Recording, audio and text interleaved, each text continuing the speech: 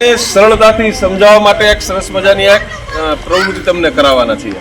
જુદા જુદા ગ્રહો, નક્ષત્રો અને તમને જુદા જુદા પેમ્પલેટ આપ્યા છે. એ પેમ્પલેટમાં તો આપણું સૂર્યમંડળ શું છે, ગ્રહો નક્ષત્રો શું છે, એની કાર્યશક્તિ શું છે, દિવસ રાત શું કામ થાય છે, સાથોસાથ સૂર્યગ્રહણ અને ચંદ્રગ્રહણ શું કામ થાય છે.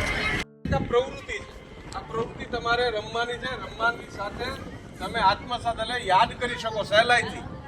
એટલા માટેના અમારા પ્રયત્નો છે. ગામડાની શાળામાં વિદ્યાર્થીઓમાં ખગોળશાસ્ત્ર સહેલાઈથી સમજી શકાય એટલા માટે અમે મહેનત કરી છે. આપણે અહીંયા શું બનાવશું ખબર છે? હે? તારામંડળ. શું બનાવશું? તારામંડળ. તો આપણે જોઈ પેલો ગ્રહ કયો આવશે? ગુરુ.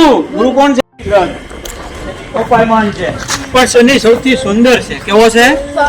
સૌથી સુંદર અને વલયો ધરાવતો ગ્રહ કહેવાય. કયો છે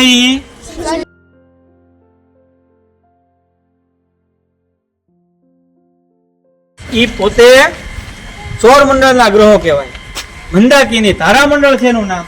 તો તમને ખબર છે શું કામે? તો કે એનું અંતર કેટલું છે?